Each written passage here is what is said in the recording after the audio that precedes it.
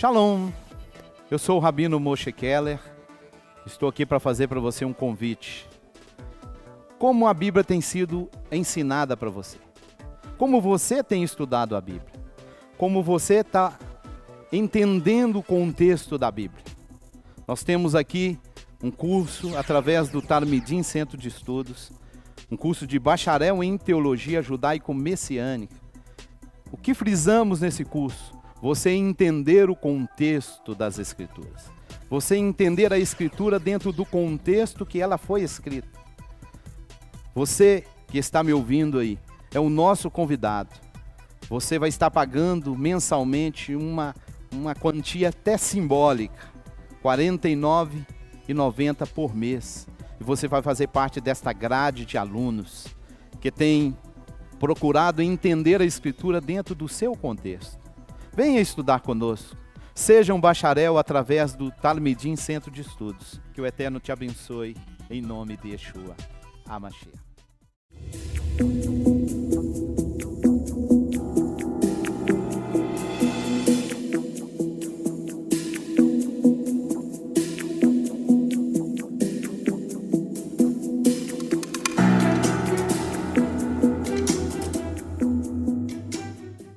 Iniciamos hoje mais uma caminhada. Eclesiologia, né? E é claro que nós vamos estudar eclesiologia dentro do contexto judaico, claro, né? É inconcebível a ideia de que você está num seminário, seja ele teológico cristão, no nosso caso judaico, né? E você ir estudar pais da igreja, estudar a história de padres da igreja, e depois você dizer que você é protestante. Né? Como é que você estuda padres da igreja católica e diz que é protestante? Como é que eu posso ter dentro de um seminário chamado protestante, história da igreja católica?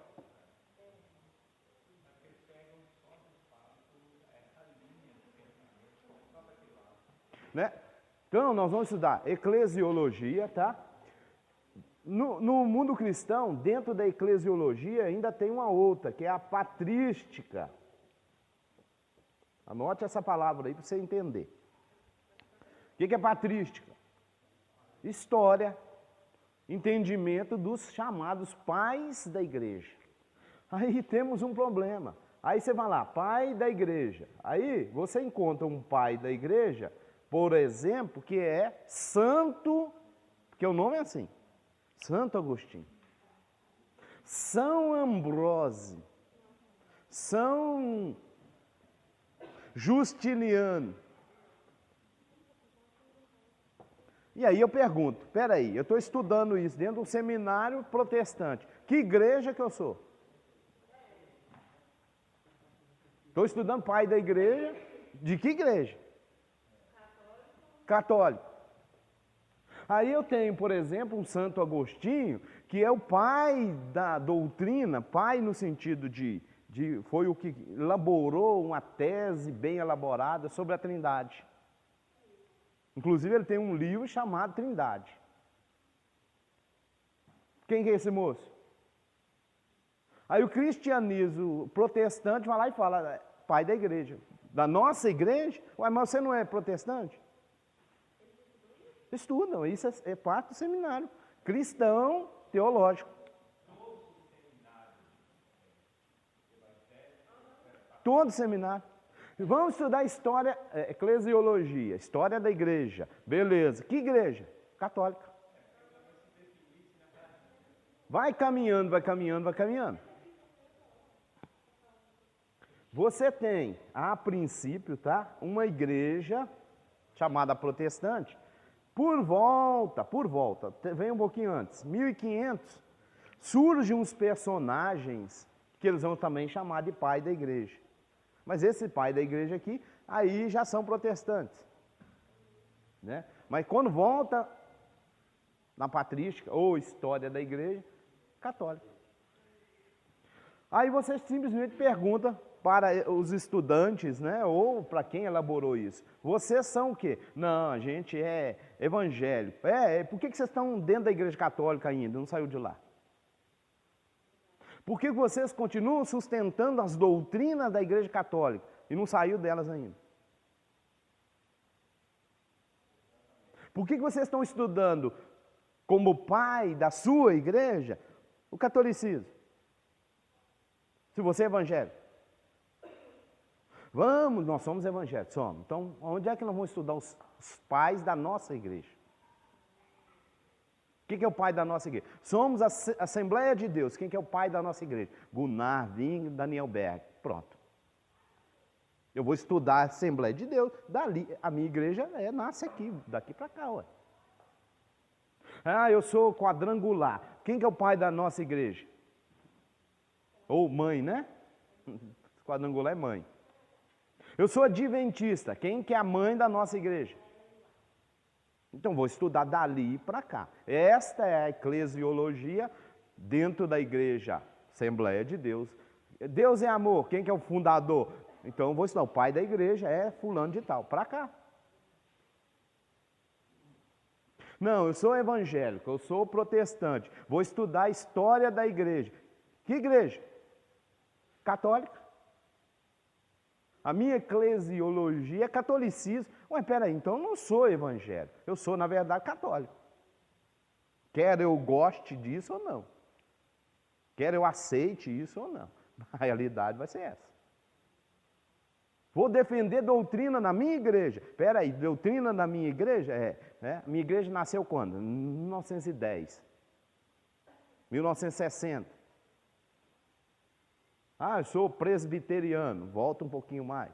Eu sou batista, é outro contexto. A minha igreja nasceu daqui para cá, eu vou estudar a história dela. O primeiro fundador da igreja é esse, o segundo veio depois dele, e a gente expandiu, a gente foi, e foi ordenado fulano de tal, ciclano, bertano e tal. Essa é a história da minha igreja.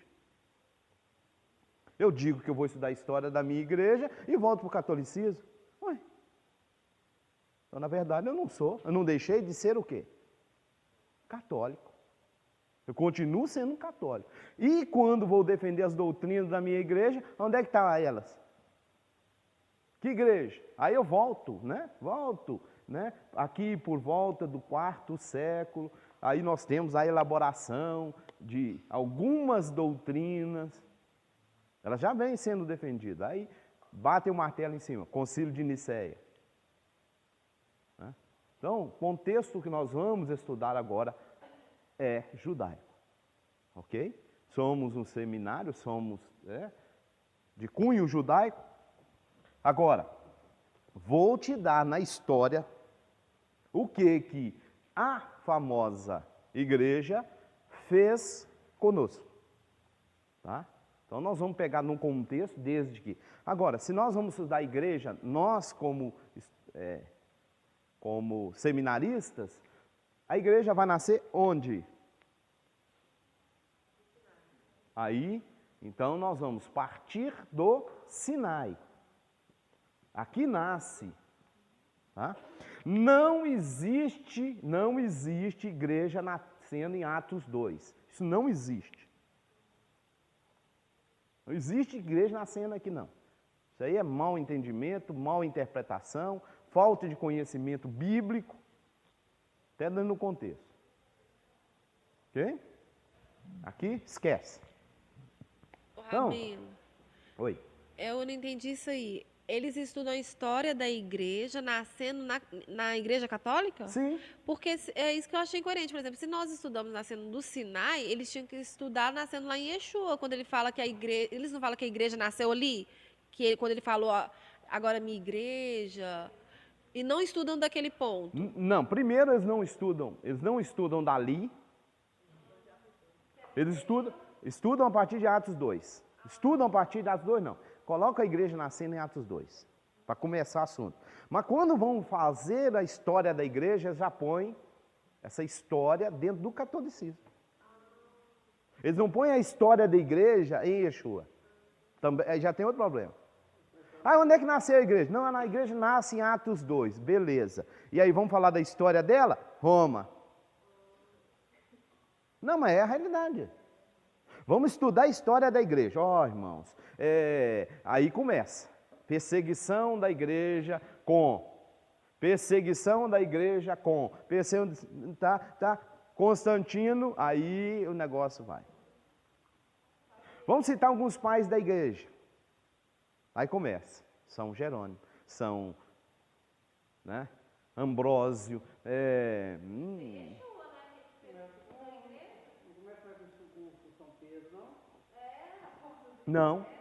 Não põe. Pedro não entra. Os apóstolos não entram. Não, aí começa a patrística. A patrística é tudo romana. Inclusive o nome já diz, patrística, que é paz. Quando você pega paz, vai para o romanismo puro. Irmão, por isso que eu disse, como é que você vai estudar a história da igreja, e essa igreja, os pais dela são romanos dentro do contexto romano, católico romano, e você diz que você é evangélico. E você diz que você é protestante. E perseguiu os judeus, né? Não, e nós vamos ver isso aí. Agora, nessa história que nós vamos estudar, você vai ver isso. Se você voltar historicamente falando,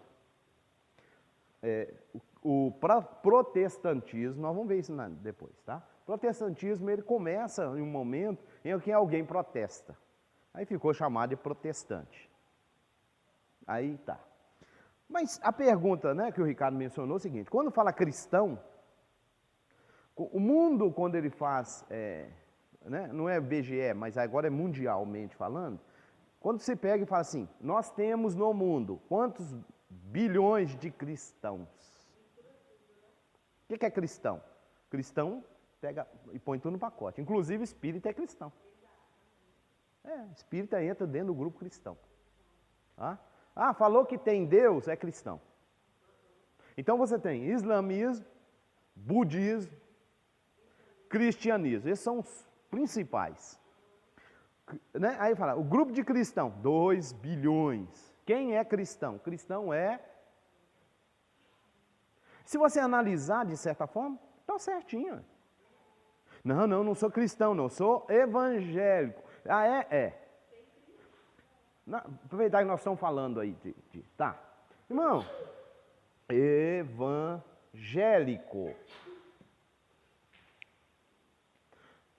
O que é ser evangélico? Normalmente nós vamos falar isso. Não. Por que você se denomina evangélico? Não, porque a gente crê no evangelho. Aí você chega para mim, essa mesma pergunta. O que é evangelho? Aí ele pode te dizer alguma coisa. Não, evangelho é o que os discípulos saíram pregando. Aí você chega, irmão, o que é evangelho? Ou em grego, evangelion. Evangelho é uma palavra grega que também não foi traduzida para português. Então você já começa originando o seu grupo em uma palavra grega. Tá. Evangelho vem do grego e hebraico besorá. A besorá, ou o evangelho, que é grego, significa o quê? Boas novas. Pergunto agora. Existe uma palavra hebraica para boas novas? Besorá. Existe uma palavra grega que traduzida é boas novas? Evangelho. Pergunto para você. Como é que eu tenho, então, uma palavra grega que vem para português? Ela mantém no grego, dentro de um momento, mas em outro momento ela é traduzida. Como a gente já viu nas outras matérias, mais um problema. Evangelho ou besorá. Traduz? Boas novas. Tá. Irmão, Me dá um texto onde aparece isso aqui, lá no Tanar. Tem? Tem ou não? O que vocês acham? No Tanar. Ó, vou digitar, vou fazer uma consulta aqui, ó. Vou digitar, boas novas. Vamos lá. 2 Samuel 4:10. Se aquele que me trouxe novas, dizendo, eis que Saul é morto, pareceu-lhe, porém, aos olhos que era como quem trazia... Como quem trazia? Anotou o texto?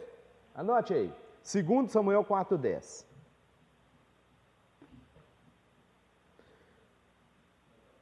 Vulgata.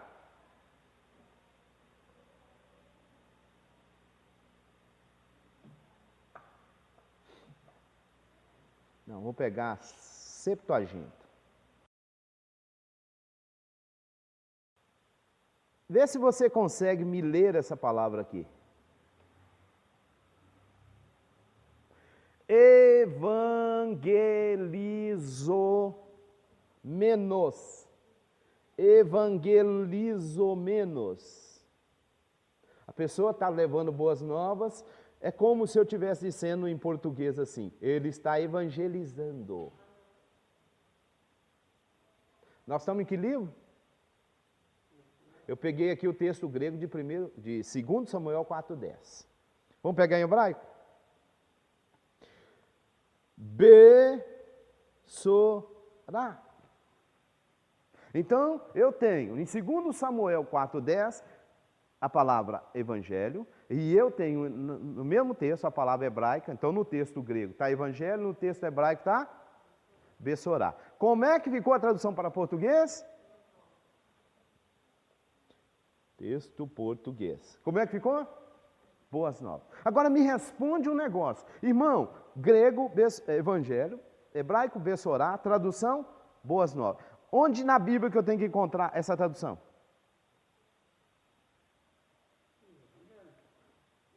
Não, onde que eu vou encontrar, onde que eu deveria encontrar essa tradução de boas novas?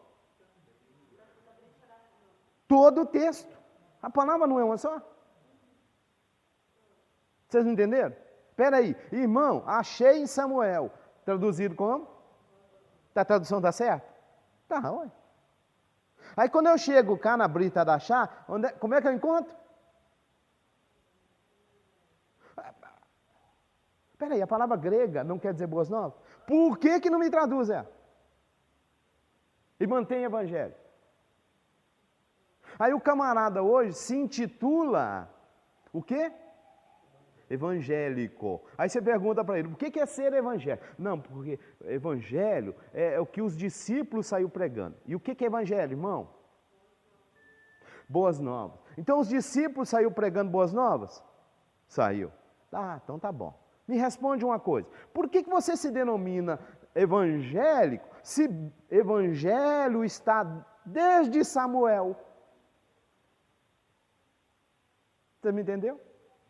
Aí eu criei um grupo chamado evangélico, em cima de uma palavra que nem foi traduzida, que às vezes nem sabe o que significa. Muitas vezes não sabe. Não, porque... Qual que é as boas novas? As boas novas é que o Messias veio. Ô irmão, e só existe essas boas novas na Bíblia? Se você continuar lendo aqui ó, né? 1 Reis, estando ele ainda falando, eis que vem Jonatas, filho de Abiatar, o sacerdote, disse, Adonias, entra, porque és homem valente, e trarás boas novas. Irmão, o que é boa nova então? Boa nova é só que o Messias veio? Não. Qualquer momento que eu chego para você ou para qualquer pessoa e lhe dou uma notícia que é nova e que é uma boa, eu estou falando de um evangelho. Ou em hebraico, besorá. Vocês me entenderam? Existe no Novo Testamento o evangelho? Não. Vocês não entenderam? Ah, porque nós agora, né, as boas novas, o evangelho. Que evangelho? Irmão, o que é evangelho? Boas novas. Depois que o Messias veio, é que apareceu boas novas? Existe boa nova na Bíblia desde quando? Quando o Eterno chegou lá para a Rava, virou para ela: Rava, vocês pecaram, tá? Deixa eu te dar uma boa nova. Da sua semente vai levantar um que vai pisar a cabeça da serpente. O que é isso? O que é isso? Vocês entenderam? Aí pegaram evangelho, não, evangelho. O que é evangelho, irmão? Aí ficou, definiu, por isso que eu estava falando para você. Já começa o negócio em Atos. Aí a partir de Atos começa a se pregar o evangelho. E agora nós somos evangélicos. Entendeu? E é aquilo que a gente já falou em outra aula. Não, a partir de agora, nós estamos agora no tempo. Tempo do quê? Da graça. Irmão, me responde uma coisa. É tempo da graça? Tempo da graça é quando? Sempre. O dia que o Eterno virou e falou: vou criar um ser para comunicar comigo. O que é isso? Graça. Vai para a Bíblia. E Noé achou? Adão. O que Adão achou? Não é? Espera aí, Adão pecou. O que o Eterno fez? O que é isso? Aí o camarada vem e me fala: não, nós estamos agora estamos no tempo da... Vocês estão me entendendo? E é essa bagunça que já vem acompanhando a gente em outras matérias e vai também nos acompanhar nessa chamada eclesiologia. Essa bagunça continua. Ainda há quem diga assim, que aquele que vive pela lei é julgado pela lei, e aquele que vive pela graça é julgado pela graça. Irmão, se graça, eu não posso ser julgado, não. Como é que eu vou ser julgado pela graça? No conceito que dizem, né? Não, irmão, nós estamos debaixo da graça. É por isso que a gente faz tudo. Vamos continuar. E Davi tem um texto que ele fala assim: salva-nos, Senhor, por tua graça. Sim. E como se a graça está em Yeshua, como que o próprio Davi fala: salva-nos por tua graça? Que graça? Como é que Noa acha graça no momento que o Eterno vai destruir? Se não tem tempo da graça ainda. Vamos caminhar. Eu queria chegar nesse aqui, ó. Tu, ó Sião, que anuncias boas novas, sobe ao monte alto. Tu, ó Jerusalém, que anuncias, levanta a tua voz fortemente, levanta, não temas. Diz à cidade de Judá: eis aqui está o vosso Elohim. Olha aqui embaixo, Isaías também: eu sou que o primeiro direi a Sião, eis que ali estão, e a Jerusalém darei um anunciador de... Vamos para... Sim, aqui ó, evangelizou-menos. Isaías 49. Texto hebraico. Me besorat. Aqui, abençoará, e no grego você já viu aí, evangelho. Aí. Entendido? Irmão, existe pregação do evangelho no Novo Testamento? É ali que começa a pregar evangelho? É ali que nasce evangelho? Eu sou evangelho. Por quê? Porque nós estamos no Novo Testamento. É mesmo, irmão? Você não está sabendo de nada. Existe evangelho desde quando? Sempre. Desde que existe homem, tem evangelho. Eu sou evangélico. Não está sabendo nem o que você está falando. Nem cristão. Eu não vou entrar em detalhes sobre essa palavra não, mas essa palavra também eu já tenho um problema com ela. Mas vamos considerar. Considera que viesse de Cristo. Considera. Considera. Ah, eu sou cristão. Cristão é ser o quê? Vamos considerar. Seguidor de Cristo. Pergunto para você, que Cristo? Primeiro que você é seguidor de Cristo, Cristo é uma palavra que veio do grego. Eu sou evangelho, veio do grego. Meu irmão, o seu Cristo nasceu onde? Como é que você está pondo ele no mundo grego? Já começou o problema. Ah, mas é título. Título. Você usar título do qual você não tem nem conhecimento dele, você não sabe nem o que você está dizendo. Ah, irmão, eu sou budista. Budista significa o quê? Seguidor de Buda. Quem é Buda? Você vai ter que saber me explicar quem é Buda. Não, irmão.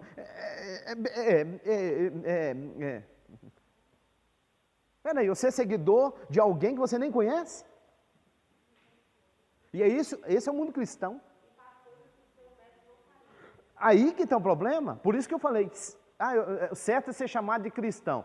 O Cristo é uma pessoa, o Messias é outra. A criação do Cristo, isso é criação, criar um Cristo. Quem é o Cristo criado? Ele é o mesmo Messias da Bíblia? Não, são pessoas diferentes. Ah, eu sou seguidor de Cristo. Ó, parabéns para você, pois eu sou messiânico. Eu sigo o Messias. O que é ser Messias já? Para começar um negócio. Irmão, como é... Lembrei de alguém que não está aqui. Como é que eu sou seguidor de um Cristo e eu não segui... Não, o que é Cristo? Não, Cristo é é o sobrenome, né, de Jesus. A família dele chamava Cristal. Maria Cristo, José Cristo, aí veio Jesus Cristo. Não, porque para uma turma é isso que eles estão achando que estão fazendo, gente. Irmão, quem é Judas Iscariote? Não, Iscariote é o sobrenome dele. Quem que é Cristo? É o sobrenome dele. Né? Ele é filho de José Cristo mais Maria Cristo. Aí nasceu Jesus Cristo. Ô, irmão, o que é Cristo? Não, irmão, Cristo vem da palavra hebraica Mashiach. Ah, tá. O que é Mashiach? Ficou no português? Messias. Tá. Mas aí que eu estou te falando. Então a pergunta, eu sou cristão ou sou messiânico? Não, eu sou cristão. Ah, beleza, você é um cristão. Onde é que estão as suas raízes? Roma. Ok, tá tudo bem então. Seja um cristão. O seu Cristo é quem? Não, o meu Cristo é... Quem que é o Cristo dos cristãos? De novo, né? De novo, né? Quarta? Não, sexta.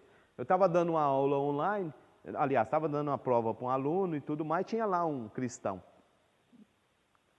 E aí o aluno, né, que levou ele fez essa pergunta. Aí eu falei com ele, peraí, eu só fiz essa pergunta para ele, falei, pergunta para ele aí o seguinte, como é que você tem um personagem que é Deus e morre?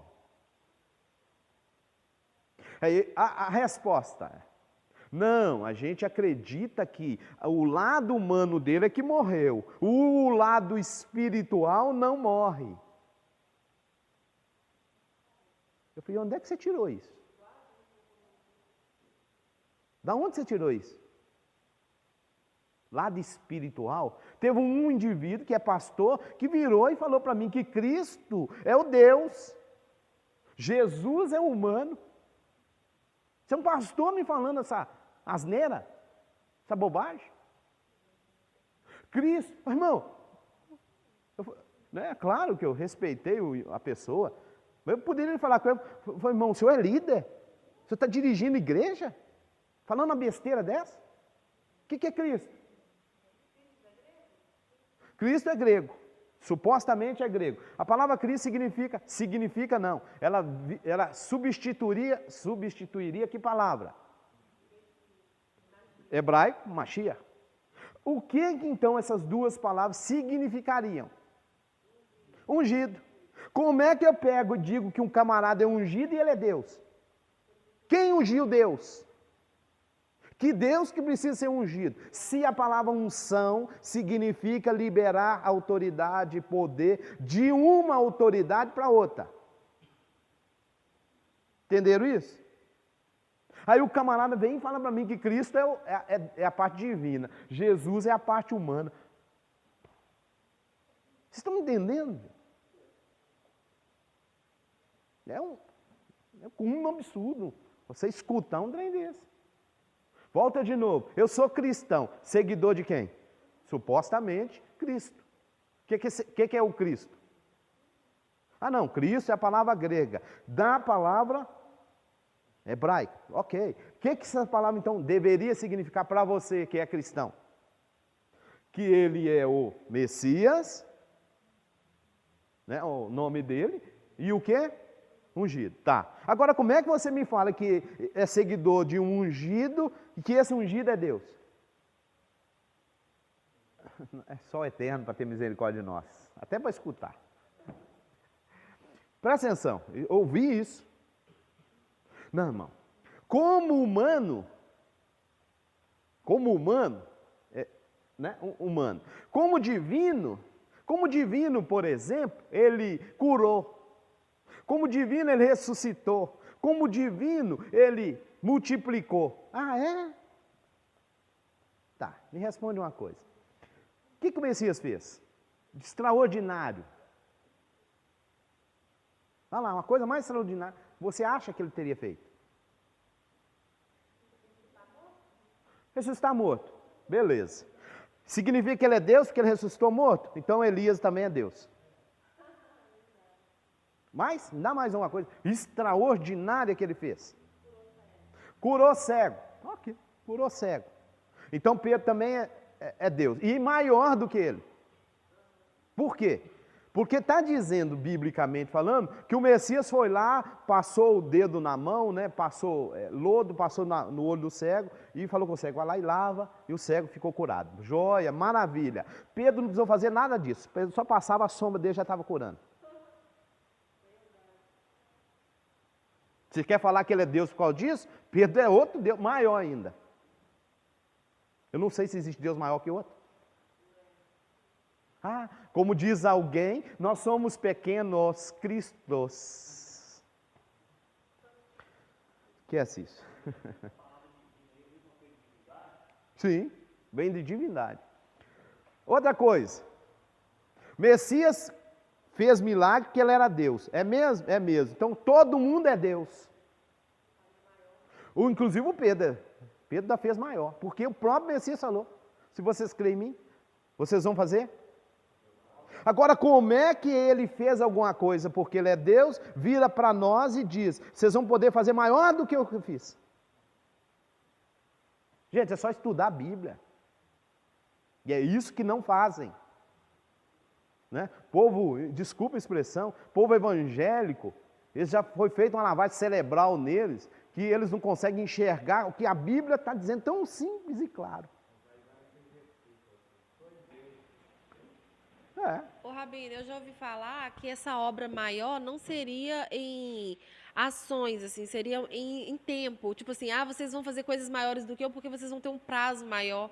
Que eu estou indo para o Pai, então eu não vou ter um tempo para fazer mais coisas, entendeu? Gente, tem que ter desculpa. Ué. Eu tenho que defender uma coisa, eu tenho que arrumar argumento. Inclusive antibíblico. Né? Peguei o aluno, falei, pega os textos aí que você conhece, pega aí os textos que você quer para defender. Né? Qual que é o primeiro texto? João 1. Vocês estão me entendendo? A lavagem cerebral é tanta e é tamanha que você pode conversar com uma pessoa evangélica, ele vai te citar os únicos textos que ele sabe. Você pode dar para ele. Eles têm 4, 5 textos. Mal entendido, mal interpretado, mal traduzido. Tem 4, 5 textos. Tá. Você pode dar para ele 200 textos. Ele vai continuar defendendo 4, 5. Irmão, o povo é tão idólatra. A idolatria está tão enraizada. Você já viu que a origem deles é idólatra. E continua tão enraizado nessa raiz idólatra que o camarada quer de todas as formas sustentar um segundo Deus ou um terceiro Deus, sendo que a Bíblia na sua totalidade apresenta quantos? Um só. E sempre que fala dele, o tempo verbal, o pronome pessoal, sempre está no singular. Quando ele vai usar, ou quando que também querem usar, os tempos verbais, né, no plural, você vai ler o texto, não bate. Né? Tem um contexto. Vamos lá. Queridos, vamos partir agora, né? Partindo da nossa história eclesiástica, né? No livro de Flávio Josefo, um livro chamado Antiguidades, no capítulo 13, verso 10, tá? 13 e 10, 6 a 10, na verdade, ele vai mencionar uma fala do primeiro século, que é saduceus e fariseus. Esses dois grupos, eles fazem parte. Vou até pegar um ganchinho aqui, abre um parênteses aí. O que é ser fariseu? Contexto cristão, o que é ser fariseu? Hipócrita. O que mais? É interessante. O que é a palavra hipócrita?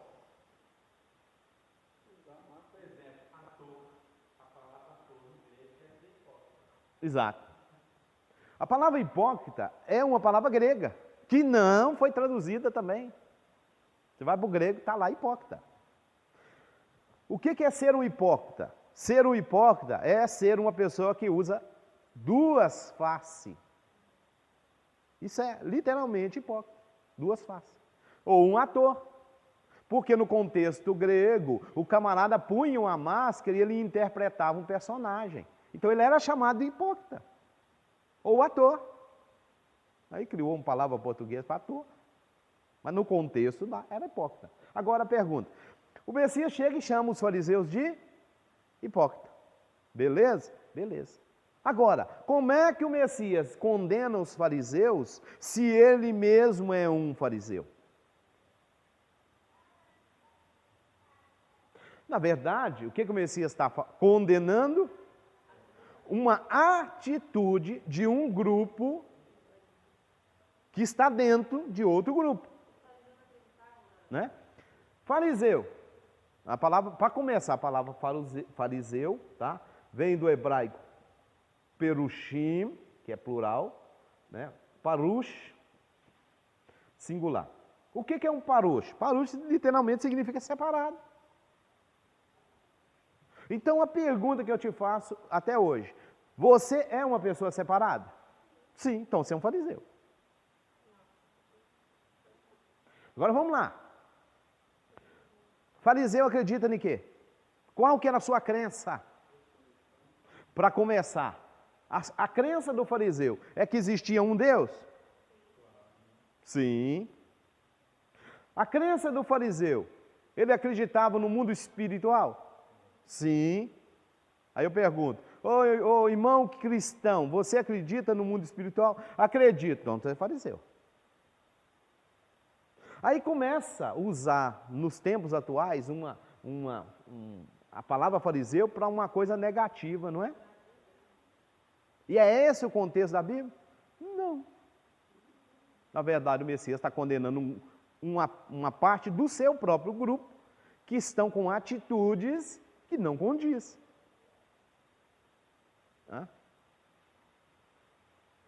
Quantas atitudes hoje que você tem de líder, de irmão, de irmã dentro da igreja que não condiz. No tempo de Yeshua tinha fariseu que estava pisando a bola? Tinha. Inclusive o Flávio Josefos, ele cita para a gente aqui, ó, isso aqui é uma fala dele nesse livro Antiguidades, ele cita o seguinte: o que eu agora explico, é claro que ele está vindo dentro de um contexto, e aí, isso aí foi tirado do contexto. O que eu agora explico é isto, que os fariseus, a pergunta, fariseu aqui, é o grupo, entendido? O grupo fariseu, tá? Tem conduzido as pessoas a um grande número de observâncias pela sucessão de seus pais, que não estão escritas na lei de Moisés. Por essa razão, os saduceus os rejeitam e dizem que nós devemos considerar apenas as observâncias que são obrigatórias, as quais estão na palavra escrita. Então vamos lá. Oral, escrita. O que é isso? Agora eu vou pôr uma palavra só: Torá. Contexto da Brit Hadashah. Eu tenho Torá e eu tenho. Agora, meu irmão, quando os escritores vão citar Torá, muitas vezes ele não faz essa diferença aqui, ó. Ele cita a Torá, depende do contexto. Então, às vezes, um escritor está citando Torá oral. Outra hora ele está citando Torá escrita. Mas ele fala Torá. E você vai ver que o Flávio Josefo aqui no tempo da época, Flávio Josefo, ele existe, ele é um personagem que está dentro do contexto de Yeshua, de Shaul, tá? E vem caminhando até o ano 70, ele está naquele momento ali, inclusive ele participa da queda de Jerusalém, tá? Então esse moço, ele vem aí, ele é historiador, e ele é historiador, chamado historiador romano. Por quê? Porque os romanos pegou ele, né? Ele até tentou usá-lo, né, para chegar para os seus irmãos, que ele é judeu, né, tentar convencê-los que o negócio ia ficar feio, que rendesse, e ele não conseguiu fazer isso, e ele se torna um historiador, e ele vai narrando tudo, né? E ele cita para a gente o seguinte: ó, gente, os fariseus, eles têm uma lei, que não é a lei, né? É uma lei oral. E esses, olhe bem, eles dizem que os saduceus já rejeitam essa lei, mas eles rejeitam a escrita? Não. Então, os saduceus, eles rejeitam a Torá oral, mas a escrita não. Então, alguém também vai falar: porque o saduceu é isso, saduceu é aquilo. Cuidado também, né? Não se fala nem do fariseu e nem do saduceu, porque existe um contexto por trás ali. Tá joia? Isso é um comentário que está lá na Torá, na Brit Hadashah, tá? Isso é um comentário. Se você pegar a Torá, a pergunta que eu te faço é a seguinte: como a gente está observando, Flávio José falando, eles acreditam na Torá escrita. Torá escrita, isso é claro na Torá escrita? Claro, claríssimo isso lá? Não. Isso não é claro. Quer dizer que com isso também não acreditam? É outra história. Irmão, outro dia, por exemplo, a pessoa virou para mim e falou o seguinte: existe Messias na Torá? Que a gente só segue a Torá. Entendeu? Não crê no Messias, porque o Messias não está na Torá. Aí, a pergunta, né? A pergunta a se fazer é o seguinte: o que é Messias? Existe Messias na Torá? Existe. Eu te dou um monte. Entendeu? Yeshua está na Torá? Mudou a conversa. Existe Messias na Torá? Existe. Yeshua está na Torá? Até Yeshua a gente encontra ele na Torá. Né? Só procurar. Vamos caminhar. Parêntese.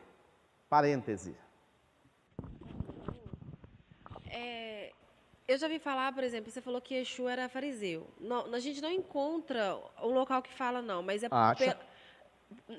pelas atitudes dele, por exemplo, ele cria em coisas que os fariseus criam e isso Não. faz Mas entender? você vê a citação dele. Ah, é? É. Qual que é, você sabe? Vou falar. Quando os fariseus é enviados a João, a Yohanan, eles são enviados de Jerusalém, e Yohanan chega para eles e fala o seguinte, fala, ó, deixa eu falar uma coisa para vocês. No meio de vocês está um, do qual eu não sou digno de desatar. Quem são vocês? Você vai ver lá no texto. Veio os fariseus vindo de Jerusalém, tal. Aí Yohanan fala, no meio de vocês está um. Tá? Ele, e aí vai. Ele está no meio de vocês. Quando, aí vai por inferência. Quando você vê o Nicodemos, né, Nicodemo em hebraico, Nicodemos chega para Yeshua, como é que ele trata ele? Mestre, continua. Bem, não. Vamos lá. Yohanan, né? João 3, né? Havia entre os fariseus um homem chamado Nicodemos, príncipe dos judeus. Entre os fariseus. Esse foi ter com Yeshua e disse, Rabi, bem sei? Opa!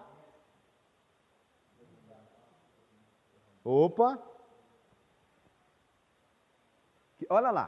Primeiro, quem é o moço? Já começa no início. Ele é o quê? Fariseu. Beleza. Chamado, e diz aí, príncipe dos judeus. Bom, este foi ter com Yeshua e disse, Rabi, olha lá. Vê na sua Bíblia aí. Opa! Sabemos. Os fariseus. Ele está dizendo assim, ó, eu sei que o senhor é mestre. Eles não. Ele não falou isso não, falou? Né? Eu acredito que o senhor é um mestre, mas eles não aceitam isso não. Não. Eu sou príncipe de quem? Eu sou fariseu, príncipe de quem? Dos judeus. E aí ele fala o quê? Mestre, rabino, nós sabemos que o senhor é rabino. Nós quem? Quê? Yohanan, voltando um pouquinho atrás aí, acho que está no, se não me engano, no 1. No início do 1, né? No final do 1. Não é isso? Que fala de Yohanan. Quando os fariseus vão lá.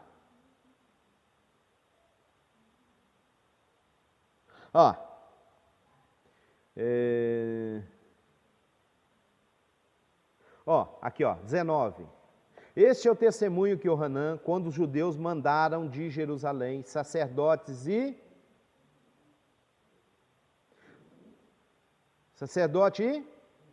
para lhe perguntar, quem és tu? Confessou e não negou, não sou o Messias. Quem és tu? Elias? Não. Quem? Né? Sou a voz do que clama, né? Os que tinham sido enviados eram dos, verso 24.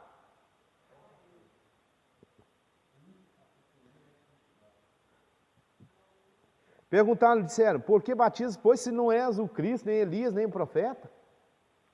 Yohanan respondeu, eu batizo com água, mas no meio de... Ele andava com os fariseus, né? No geral era fariseu.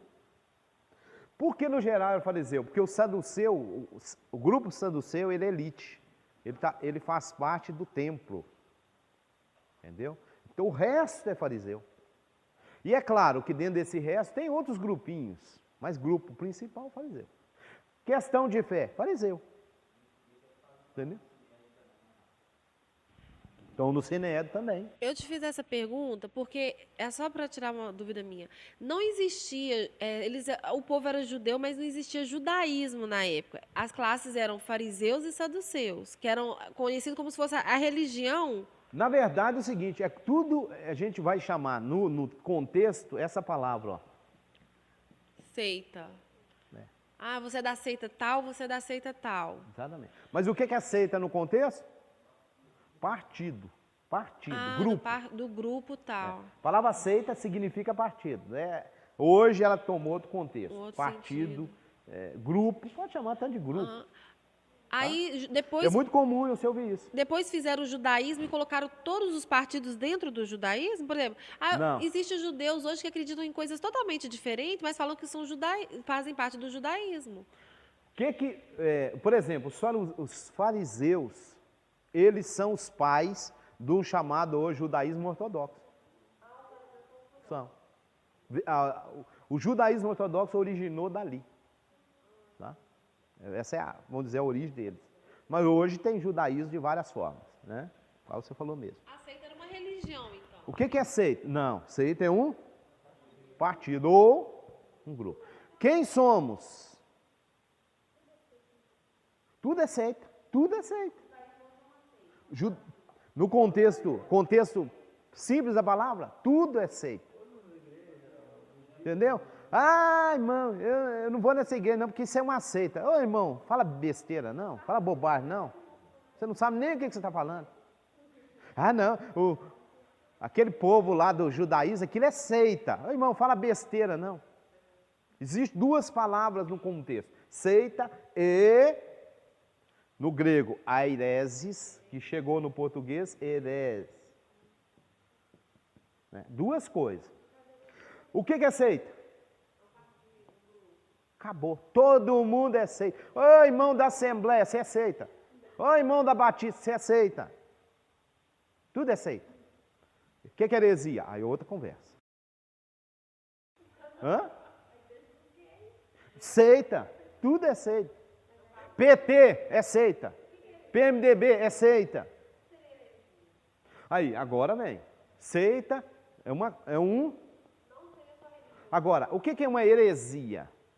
Aliás, o que consideraram heresia? Chamaram de heresia. O ensinamento cuja a sua essência, ela foge da palavra. Aí eu viro então, aí o irmão chega para mim e fala, vocês são uma seita. Somos. Vocês ensinam heresia. Desculpe, meu irmão. Está mais para você ensinar heresia do que nós. Porque heresia é o que está contra a palavra. Aí eu chego para o irmão, por exemplo, que ensina que a mulher não pode cortar cabelo. Ô irmão, isso é heresia, não tem na Bíblia. Eu chego para o outro que ensina que a mulher não pode usar calça comprida. Irmão, isso é heresia, isso não está na Bíblia. Aí eu chego para o outro que diz que, uma outra heresia, por exemplo, né, é que Jesus é Deus. Não tem isso na Bíblia. É heresia. Aí eu paro um pouquinho e pergunto, quem realmente é seita? Todo mundo. Quem está ensinando heresia? Olha para você ver. Falando de heresia, o assembleiano, um assembleiano, por exemplo, ele tem as suas doutrinas, ok? Beleza. Quando ele pega as suas doutrinas e ele vê alguém que está contra as suas doutrinas, ele vira e diz, você é seita e herético, ensina heresia. Aí você pergunta para ele, peraí, por que você está me chamando de heresia? Por que você está falando que eu ensino heresia? Não, porque na minha igreja, desde quando que a sua igreja serve de fundamento para denominar o que é heresia? Entenderam o problema? Eu sou da Deus e Amor. Então, se os ensinamentos é contrário a Deus e Amor, aí é heresia. Desde quando que a sua igreja serve de base para isso? Desde quando que a minha igreja serve de base para falar que o outro é heresia ou não? Vocês entenderam? Aí eu denomino o outro seita, mas baseado em quê? Na minha igreja. Eu denomino o outro heresia baseado em quê? Na minha igreja. Não na palavra. E quando eu quero associar com a palavra, eu quero associar com a palavra dentro do meu contexto. Não é o contexto da palavra. Não, nós cremos que a Bíblia diz isso, tá. Então, nós cremos assim. Mas é isso que a Bíblia está dizendo? É outro problema. Entenderam isso? Resumindo, o que é seita? Todo mundo. Todo mundo é seita. Quem ensina a heresia? Aí já mudou a conversa. A heresia existe. Contrária, diferente da palavra. Então é diferente da palavra? É heresia. É uma heresia. Vai contra a palavra? É heresia. Lembrando que também essa palavra que eu estou falando aqui, não é palavra no sentido que nós usamos aí. Ah, minha Bíblia está aqui, minha Bíblia portuguesa. Ah, irmão, você está ensinando contra aqui. Quer dizer que isso é uma heresia? Não necessariamente. De repente, essa pessoa está ensinando contra o que está traduzido na minha Bíblia, mas a minha Bíblia está traduzida errada. Vocês entenderam? Então, eu não posso fundamentar também essa palavra aqui, eu tenho que tomar cuidado com ela. Está escrito. O próprio Paulo fala. Acho que Atos 24, se não me falha a memória, ele mesmo dizendo, né? 24, logo no início, sabe? Vou confirmar aqui. Segundo a seita denominada. Isso.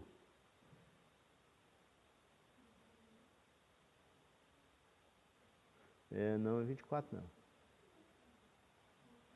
Quer ver? Deixa eu pegar aqui uma. 24, 14?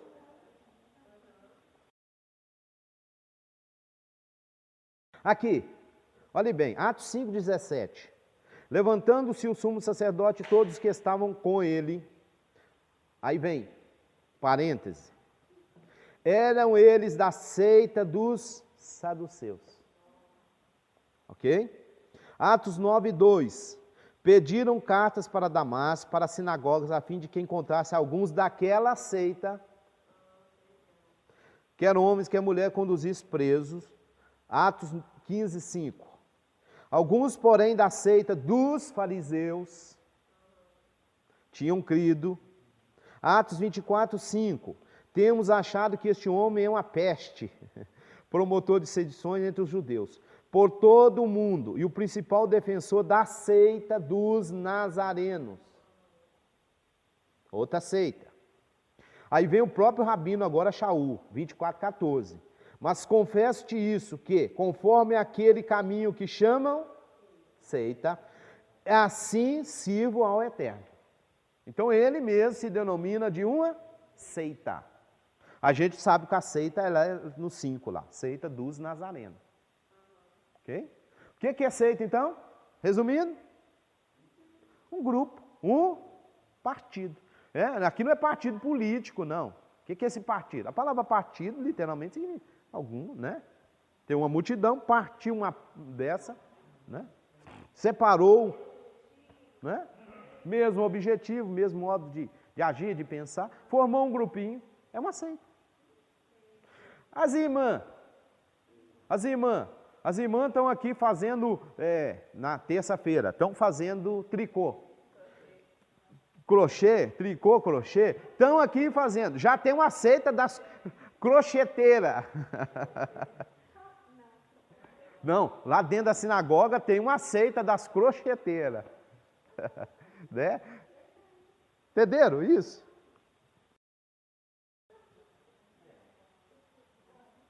Não, presta atenção, Atos 26, 5. Pega isso aí. Olha para você ver o que ele fala. Olha aí, o próprio Shaul. Atos 26, 5. Eles me conhecem há muito tempo e podem testemunhar, se quiserem, que, como fariseu, vivi de acordo com a seita mais severa da nossa religião. Entenderam aí? Então é o seguinte, voltemos naquela falinha que nós estamos ali, né? Que é os perushim, fariseu. Então, os fariseus são a seita mais, o próprio Rabino Shaul dizendo, severa. Por que mais severa? Tem a Torá oral, tem a Torá escrita. E aqui tem um detalhe, todas duas têm o mesmo peso para eles.